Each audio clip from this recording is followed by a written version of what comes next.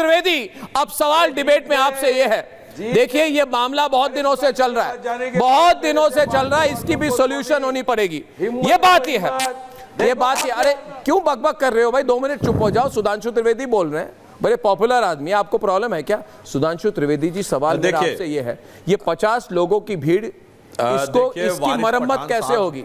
ये जो 50 लोगों की भीड़ ने कानून व्यवस्था अपने हाथ में रखकर चल रहे हैं, इनका क्या होगा? जो झुंझलाहट और बौखलाहट दिख रही थी, उसका कारण ये था, उसका कारण यह था कि वारिस पठान बहुत जोर जोर से बोल रहे थे मुसलमानों की जमीन, मुसलमानों की जमीन। तो मैं पूछना चाहता हूं, मुसलमानों की जमीन है तो एक बताओ मुसलमानों के लिए हॉस्पिटल जो बनाओ, एक मुसलमानों के लिए स्कूल बनाओ इसी जमीनों में, एक मुसलमानों के लिए यूनिवर्सिटी बने, एक मुसलमानों के लिए कोई यतीम खाना बनाओ यानी अनाथालय बनाओ, एक मुसलमानों के लिए कोई वृद्धाश्रम बनाओ, एक मुसलमान बेवाओं के लिए कुछ बनाओ, एक मुसलमान तलाकशुदा महिलाओं के लिए बनाओ, एक कोई बताओ दिव्यांगजनों के लिए।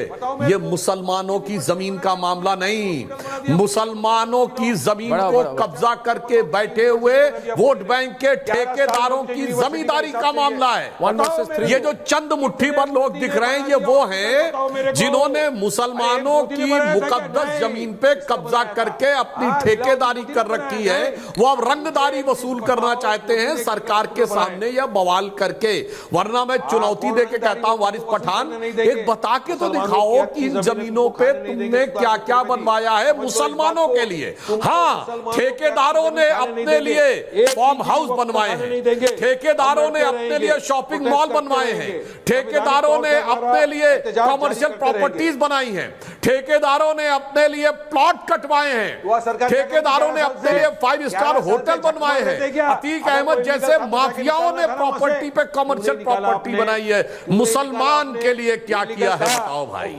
आज आकर इतना जोर जोर से बोल रहे हैं, मैं चैलेंज करके सब बता दो मुसलमानों के लिए क्या किया है।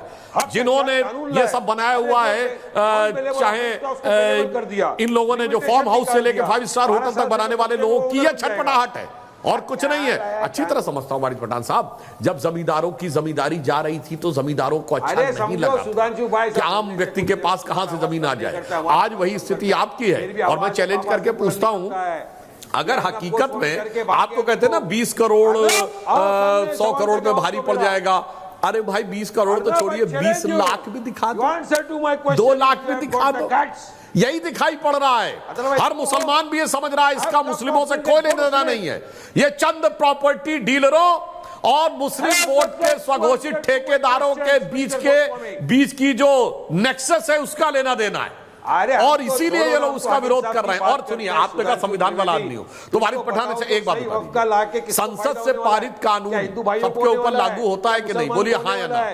बताइए, ज्यादा मुट्ठी मत मानिए, सीधा सीधा जवाब दीजिए। बताइए, संसद से पारित हुआ कानून राज्य विधानसभाओं को मानना चाहिए कि नहीं? कानून क्या कहता, संविधान क्या कहता? बोलो हाँ या ना। देने वाले हो तुम जाके जमीन, हम नहीं लेने देंगे। कानून साफ बोल रहा है। कानून बताओ ना मेरे को क्या बोल रहा है। सुधांशु जी, मैं इनकी दोबारा मरम्मत करता हूं। आप जरा 2 मिनट, एक मिनट। वारिस पठान जी, आपको सवाल, अच्छा, आपको किस स्टाइल से पसंद है? 3 तरह के अप्रोच होते हैं मेरे। करके बात करो, अच्छा लगता है मुझे, रिस्पेक्ट करो। एक देखिए, हम इंसाफ की बात करते हैं। हाँ, तो आपको कैसे, आपकी मरम्मत कैसे करूं? आप कैसा चाहेंगे? आप डर के भाग मत जाओ।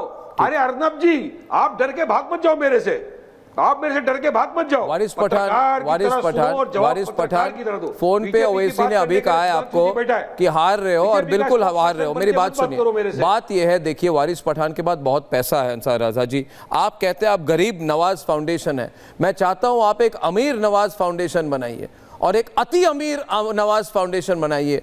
अति अमीरों के लिए फाउंडेशन बने अंसार राजा जी, और उसमें असदुद्दीन ओवैसी को उसका चेयरमैन बना दे। इनसे अमीर आदमी शायद देश में और कोई नहीं होगा। और हमेशा कहते हैं लोग कि मुसलमान बेहाल है। अगर मुसलमान बेहाल है तो वक्फ बोर्ड के पास 9.5 लाख करोड़ की जमीन है, 9.5 लाख करोड़ की जमीन। अरे चुप रही है, अरे मैं रजा साहब से बात कर रहा हूं, आप चुप रही है ना। अरे आप चुप रही है ना, मैं रजा साहब से बात कर रहा हूं। रजा साहब, रहेगी जुबाने खंजर, लहू पुकारेगा आस्तीन का। ठीक है, और जवाब देंगे, मुंह तोड़ जवाब देंगे। तुम्हारे 50 आदमी थे। कहाँ है आपके 50 की भीड़? कहाँ है तुम्हारी? तो टीवी का तुम्हारी 50 की भीड़ कहाँ है अभी? हजारों थे। अभी कहाँ है 50 की भीड़? हजारों थे हजारों थे वहाँ। अरे 60 लोग को तो पुलिस हिरासत में ले गया उठा के। 60 लोग तो थे ही नहीं तुम्हारे साथ। जवाब दे रहे 60 लोग तो थे ही नहीं तुम्हारे साथ। और कहते मैं सारे मुसलमानों के लिए बोलता हूँ, मैं मुसलमानों का आवाज हूँ, मैं मुसलमानों का आवाज हूँ। अरे नहीं सुधांशु जी मूल मुद्दा क्या है? एक मिनट रजा, नहीं मूल मुद्दा, इंसाफ के लिए लड़ रहा हूं। अरे मूल मुद्दा है ये क्या डिबेट हो रही है? नहीं मूल क्या कर रहे हैं? वारिस पठान को साइड करिए, 20 करोड़ रजा साहब को लाइए, रजा साहब को और बाकी 4 लोगों को बोलने ही नहीं दे रहा है। आदत से मजबूर है, किए हुए डिबेट को आदत से मजबूर है, क्या करें? राशिद साहब शांति से बैठे सुन रहे हैं, मौलाना अंसार रजा शांति से बैठ रहे, दोनों जो हैं पूरी तहजीब का परिचय दे रहे हैं। और ये पता नहीं क्या है, बाएं साएं बौखलाहट, किसलिहाट बौखलाहट में क्या क्या जरैयत किए जा रहे हैं, अनाप शनाप क्या क्या बोलते चले जाए। हाथ से पैसे जा रहे हैं सुधांशु जी, इनके हाथ से पैसे जा रहे हैं। जितना पैसा इनको मिल रहा था बंद हो रहा है अप्रैल से। आप समझ जाइए वारिस पठान की हालत। हमारी जमीनें बहुत ज्यादा हो सकता है, बहुत सारी कॉमर्शियल प्रॉपर्टियां इनकी भी हो, इनके लोगों की हो, इनकी पार्टी के लोगों की हो, क्योंकि भाई हैदराबाद में तो आज तक हमेशा से इन्हीं का ही रहा है। तो हो सकता है इनको लग रहा हो कि अरे साहब इतना मामला डूबा जा रहा है। तो तब कभी कभी ऐसे में आदमी जो हो जाता है उसे उर्दू में कहते हैं खप्तुल हवास। तो मुझे लगता है कि ये खप्तुल हवास होते नजर आ रहे हैं। वारिस पठान साहब आप इतना तो वारिस पठान को दिखा दीजिए। इसीलिए मैं कहना चाहता हूं, देखिए एक गंभीर मामला है, इसको गंभीरता से देखना चाहिए। सरकार ने पूरी कानूनी प्रक्रिया के द्वारा एक काम किया और मैंने जो सवाल पूछा है कि गरीब मुसलमानों के लिए, आम मुसलमानों के लिए क्या क्या काम किए हैं वक्फ बोर्ड की जमीन में, बता दें।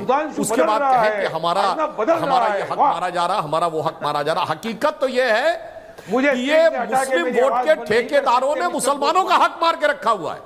मैं चैलेंज करके कह रहा हूं, मुसलमानों का हक मारकर मुस्लिम वोट के ठेकेदारों ने रखा हुआ है। और वो आज भी कह रहे हैं कि मेरे पीछे खड़े रहो, मैं तुम्हारा ठेकेदार हूं, मैं जहां तुमको बांध दूंगा वहां बांधना। मैं कहूंगा कांग्रेस को वोट दो तो कांग्रेस को वोट देना, सपा को वोट दूं कहूंगा सपा को वोट देना, मैं कहूंगा ममता बनर्जी को वोट दो तो ममता बनर्जी को वोट देना। और उसके बाद गरीबों गुरबत मुफ्लिसों मजलूमियत पड़े रहना, फिर जब मैं आवाज दूं तो निकलना और वोट देके चले जाना। वरना ये बता दें कि मुसलमानों की तरक्की के लिए कौन से 4 काम किए हैं इतनी बड़ी जमीन के साथ, जो पूरी दुनिया में सबसे अमीर वक्फ बोर्ड है। पूरी दुनिया में, भारत में नहीं, शायद पूरी दुनिया में वक्फ बोर्ड भी छोड़ दीजिए, किसी प्राइवेट इंस्टीट्यूशन के पास दुनिया में इतनी बड़ी लैंड नहीं है जितने भारत के वक्फ बोर्ड के पास है। देखिए मुझे बता दो भाई।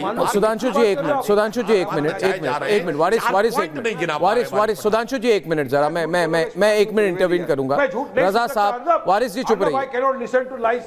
Arnab, I don't want to listen to lies and canards. भाग रहे हो क्या? भाग रहे हो? I don't want to listen to lies and भाग रहे हो क्या? ना झूठ बोलेंगे, भाग रहे हो? ना झूठ बोलेंगे, भाग रहे हो? तो एक बार सच बोल दो सुधांशु त्रिवेदी।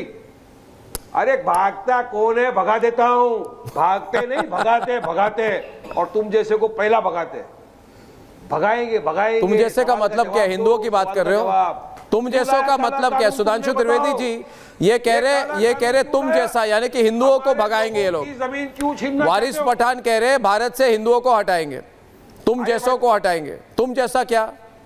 तुम जैसा, आप जैसा क्या? जो बोलना है बोलो, तुमको तो झूठ। आप कह रहे हो हिंदुओं को भारत से हटाओगे, क्या गजवा हिंद करोगे? गजवा हिंद करोगे? क्यों गजवा हिंद करने की